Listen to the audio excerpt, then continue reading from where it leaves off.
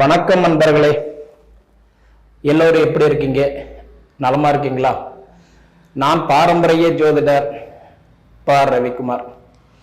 இப்ப நாம பார்க்கக்கூடிய தலைப்பு பார்த்தீங்கன்னா குரு பெயர்ச்சி பலன்களை பத்தி தான் இந்த காணொலியில பார்த்துட்டு இருக்கிறேங்க. இந்த குரு பெயர்ச்சி அப்படின்றது நிகழும் மங்களகரமான விசுவாவசு வருடத்துல, அதாவது சித்திரை மாசம் 31 அன்னைக்கு குரு பகவான் ரிஷப ராசியிலிருந்து மிதுன ராசிக்கு பெயர்ச்சி அடைகிறார். மிதுன ராசிக்கு பெயர்ச்சி அடையக்கூடிய இந்த குரு பகவான் பாத்தீங்கன்னா, அதாவது அடுத்தது 2026 வருஷம் 6வது மாசம் 1ஆம் தேதி வரைக்கும் கிட்டத்தட்ட ஒரு வருஷம் 17 நாட்கள் குரு பகவான் அதாவது மிதுன ராசிக்கு பெயர்ச்சி அடைகிறார். அப்படி பெயர்ச்சி அடையக்கூடிய இந்த காலகட்டத்தில் பாத்தீங்க அப்படின்னா, ரிஷப ராசிக்கும் துலா ராசிக்கும் இந்த 2 வீட்டுக்கும் அதிபதி யாருன்னு பாத்தீங்கன்னா சுக்கிர பகவான். அந்த சுக்கிர பகவான் அதாவது குரு பகவானும் சுக்கிர பகவானும் நட்பு கிரகங்கள், பொதுவா நண்பர்கள். குருவும் சுக்கிரனும் நண்பர்கள். அப்படி இருக்கக்கூடிய காலகட்டத்தில் பாத்தீங்கன்னா, துலா ராசிக்கு குரு அந்த துலா ராசியில உட்காரும் போது நட்பா தான் உட்காருவார், நண்பனாதான் உட்காருவார். ஏன்னா நட்புக்குரிய கிரகம் தான் இந்த குருவும் சுக்கிரனும். இப்படி உட்காரும் போது இந்த துலா ராசிக்கு வரக்கூடிய முதல்ல நட்சத்திரங்கள் என்னென்ன இருக்குதுன்றதை பார்த்திடலாம். அப்படி பார்த்தோன்னா செவ்வாயுடைய நட்சத்திரமான சித்திரை நட்சத்திரம் 3ஆம் பாதம் 4ஆம் பாதம். அதன் பிறகு வரக்கூடிய ராகு பகவானுடைய நட்சத்திரமான சுவாதி நட்சத்திரம் 4 பாதங்கள். அதன் பிறகு வரக்கூடிய குரு பகவானுடைய நட்சத்திரமான விசாக நட்சத்திரம் 3 பாதங்கள். அப்ப இந்த 3 நட்சத்திரங்களும் 9 பாதங்களும் அடங்கிய ராசி தான் இந்த துலா ராசி. இந்த துலா ராசிக்கு அதிபதி சுக்கிர பகவான். அப்ப இந்த சுக்கிர பகவானோட ராசியில வரும்போது கரெக்டா உங்க ராசிக்கு 3வது வீடுன்னு சொல்லக்கூடிய தனுசு ராசி, சகோதரஸ்தானம், தைரியஸ்தானத்துக்கு அதிபதி இந்த குரு தான். அதே மாதிரி 6வது ராசி மீன ராசி. அந்த மீன ராசிக்கு அதிபதி யாருனாலும் இந்த குரு தான். அப்ப தனுசு ராசி, மீன ராசி, இந்த 2 வீட்டுக்கு அதிபதி குரு பகவான். அப்ப உங்களுக்கு 3ஆம் இடம் 6ஆம் இடத்துக்கு அதிபதி இந்த குரு பகவான். அப்ப சகோதரஸ்தானம், தைரியஸ்தானத்துக்கு அதிபதியா குரு பகவான் இருக்கும்போது 100% இந்த குரு பெயர்ச்சி 2025 டு 2026 வரைக்கும் இந்த குரு பெயர்ச்சி வரலாறு காணாத ஒரு வளர்ச்சிய துலா ராசிக்கு கொடுக்க போறார். ஆதாரபூர்வமா என்னால சொல்ல முடியும், கேளுங்க. குரு பகவான் இதுக்கு முன்னாடி உங்களுக்கு 8ஆம் இடத்துல இருந்தார், அஷ்டம குருவா இருந்தார். அஷ்டம குருவா இருந்து நஷ்டங்களை கொடுத்துக்கிட்டு இருந்தாரு. 2024 வருடம் 5வது மாசம் 1ஆம் தேதியிலிருந்து 2024 5வது மாசம் 1ஆம் தேதியிலிருந்து இந்த 2025 மே மாசம் 14ஆம் தேதி வரைக்கும் இந்த குரு பயிற்சி ஒரு வருஷம் கிட்டத்தட்ட துலா ராசிக்காரங்களுக்கு அஷ்டம குருல நஷ்டங்கள் ஏற்படுத்திட்டார். இதுல நிறைய பேருக்கு விபத்து நடந்திருக்கலாம், பணம் காசு பணம் நஷ்டமாயிருக்கலாம், திருடு போயிருக்கலாம், அதாவது இழப்பு வந்திருக்கலாம், மருந்து மாத்திரைகள் உடல் உபாதிகளுக்கு செலவு பண்ணிருக்கலாம். மொத்தத்துல இந்த அஷ்டம குருல ரொம்ப பேர் நஷ்டப்பட்டிருப்பீங்க. அதாவது வைரஸ் மாதிரி கண்ணுக்கு தெரியாமலேயே நிறைய பேருக்கு கஷ்டம் கொடுத்தது.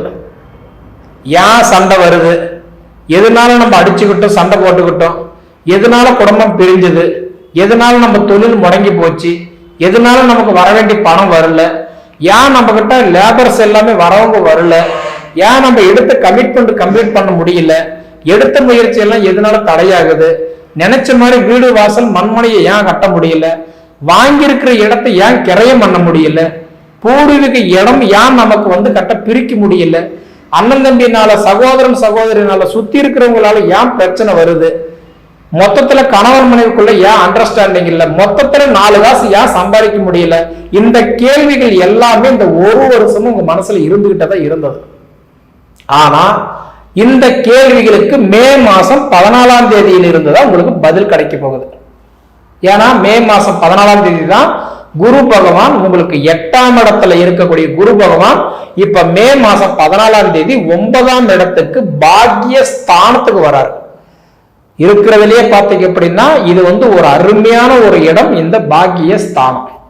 பொதுவா வந்து நம்ம ஒரு இடத்துக்கு ஒரு கோயிலுக்கு போயோ ஒருத்தர் நம்ம ஒரு விஷயம் கேட்கும்போது நம்ம ஒரு அதாவது என்ன கேட்கிறோம், எனக்கு ஒரு பாக்கியத்தை கொடு, எனக்கு ஒரு திருமண பாக்கியத்தை கொடு, எனக்கு புத்திர பாக்கியத்தை கொடு, என் தொழில் பாக்கியத்தை கொடு, 4 காசு சம்பாதிக்கிற பாக்கியத்தை கொடு, எனக்கு வளர்றதுக்கு பாக்கியம் கொடு, எனக்கு வாழ்றதுக்கு ஒரு பாக்கியத்தை கூட நம்ம வேண்டிக்கிறோம். ஏன்னா ஒரு மனிதன் வாழணும் வளரணும் அப்படின்னா 9ஆம் இடம் பாக்கிய ஸ்தானம் சூப்பரான ஒரு இடம். அந்த இடத்துக்கு தான் இப்ப உங்களுக்கு குரு வராரு. அதுதான் உங்களுக்கு சொன்ன வரலாறு காணாத ஒரு வளர்ச்சியை 2026 6வது மாசம் 1ஆம் தேதி வரைக்கும் கிட்டத்தட்ட 1 வருஷம் 17 நாட்கள் உங்களுடைய வாழ்வை வர சூப்பரா இருக்க போகுது. படிப்பு கண்டிப்பா அருமையா இருக்க போகுது. ஸ்கூலு காலேஜில் நல்ல ரேங்க்ல வர போறீங்க. ஏன்னா இதுக்கு முன்னாடி வந்து பாத்தீங்கன்னா பின்னாடி வந்துட்டு இருந்த ரேங்க்ல வந்து இப்ப முன்னாடி வரத்துக்கு ஒரு வாய்ப்பு உண்டு.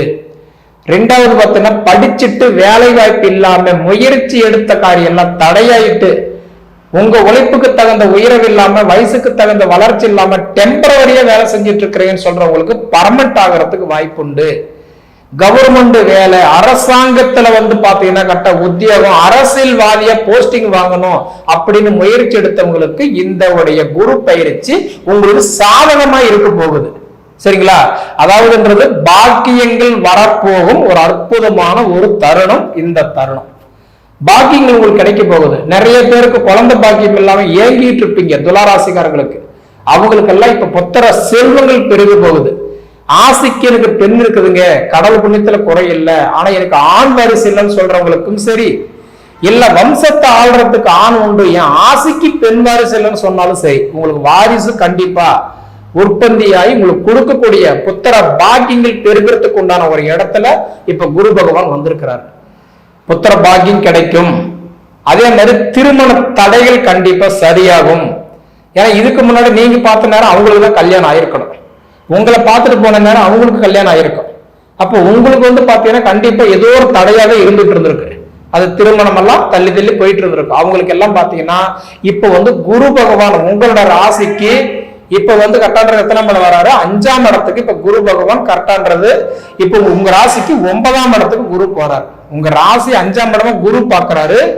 உங்க ராசிக்கு 8ஆம் இடத்துல இருந்து இப்ப 9ஆம் இடத்துல உங்களுக்கு குரு பார்வை போறதுனால இதுக்கு மேலதான் உங்களுக்கு மாங்கல்யமே நல்லா இருக்குது. ஒருத்தருக்கு கல்யாணம் பண்ணணும்னா குரு பார்வைன்னா கல்யாணம் பண்ண முடியாது. அப்ப உங்களுக்கு 8ஆம் இடத்துல குரு இருந்தா எப்படி கல்யாணம் ஆகும்? ஏன்னா குரு பார்வைன்னா 2, 5, 7, 9, 11. இப்ப 9ஆம் இடத்துக்கு தான் குரு போறாரு. அப்ப உங்களுக்கு மாங்கல்ய குரு பார்வை வருது. இன்னும் 1 வருஷத்துக்கு உங்களுக்கு குரு பார்வை இருக்குது. பொருத்தம் இருந்தா போதும் கல்யாணம் பண்ணலாம். குரு பார்வை அவ்வளவு சீக்கிரம் நமக்கு தேவையில்லை. ஏன்னா உங்களுக்கு குரு பார்வை நல்லா இருக்குது. குரு பார்வை நல்லா இருக்குது. 2வது குரு வந்து உங்க ராசி 5ஆம் இடமா பாக்குறாரு. குரு வந்து 5, 7, 9 இந்த 3 இடத்தை தான் குரு பார்ப்பார். அப்ப மிதுன ராசியில இருந்து 5ஆம் இடமா உங்க ராசி பார்ப்பார். புத்திர காரகன் புத்திர ஸ்தானத்தை பார்க்கிறாரு. அதனால உங்களுக்கு புத்திர பாக்கியம் பெருகும், பயப்பட வேண்டாம். சரிங்களா? அதே மாதிரி 7ஆம் இடமா தனுசு ராசி தன் சொந்த வீட்டையே பார்க்கிறாரு. திருமண தடைகள் எல்லாம் கண்டிப்பா விலகி திருமண வாய்ப்புகள் ஏற்படும். அதே மாதிரி 9ஆம் இடமா பார்க்கறதுனால கரெக்டான்றது வந்து பார்க்கும்போது பூர்வீகத்துல ஏற்பட்ட பிரச்சனை, காசு பணத்துல வந்த சண்டை, வண்டி வாகனத்துல ஏற்பட்ட அந்த சங்கடங்கள் இது எல்லாமே ஓரளவுக்கு சரியாகும். ஏன்னா இதுக்கு முன்னாடி சொந்தமா இடம் வாங்கணும், பூமி வாங்கணும், மண்மனை அமைக்கணும், காடுகரை தோட்டத்தை சீர்திருத்தம் பண்ணணும். 2வது வந்து பாத்தீங்கன்னா சொத்து பிரிச்சாதான் என் அடுத்த கட்டத்துக்கு அப்டேட் ஆக முடியும் அப்படின்னு நினைச்சவங்களுக்கு எல்லாமே கண்டிப்பா இந்த துளாராசிக்காரங்களுக்கு அருமையான யோகத்தை கொடுத்திருக்காரு. ஒரு தடவை சொன்னா போதாது, 3 தடவை கூட சொல்லலாம். ஏன்னா அதாவது சூப்பரா இருக்கக்கூடிய ஒரு ராசி இந்த துளாராசி. துளாராசிக்காரங்களுக்கு நிச்சயமா சொல்ல போனா அதாவது திருமண குரு பார்வையும் 9ஆம் இடமா வந்துருச்சு. அதே மாதிரி குருவும் உங்க ராசியை 5ஆம் இடமா பாக்குறாரு. இது போக பாத்தீங்கன்னா உங்களுக்கு வந்து 8ஆம் இடத்துல இருந்த அஷ்டம குருவா இருந்தவர் இப்ப 9ஆம் இடம் வந்து பாத்தீங்கன்னா பாக்கியஸ்தானத்துக்கு அதிர்ஷ்டமா இன்னைக்கு வந்து வரக்கூடிய தருணம். இப்படி வரக்கூடிய நேரம் 3, 6க்கு அதிபதி குரு பகவான் தைரியத்தோட பிறக்கிறாரு. மனசுக்குள்ள தெம்பு கிடைச்சாரு. இதுக்கு மேல நம்ம கண்டிப்பா வந்து வீடு கட்டுவோம், தொழில் தொடங்குவோம், 4 காசு சம்பாதிப்போம், எதிரிக்கு இலக்காரம் இல்லாத வாழ்ந்து காட்டுவோம், நம்ம நினைச்ச மாதிரி வண்டி வாகனம் போட்டு 10 பேருக்கு முன்னாடி நல்லா வாழ்ந்து காட்டுவோன்ற ஒரு தைரியத்தை கண்டிப்பா கொடுத்துருவார். இது எல்லாமே நீங்க வந்து நினைக்கிறீங்கன்னா அனுபவிச்சு பார்த்து சொல்லுங்க.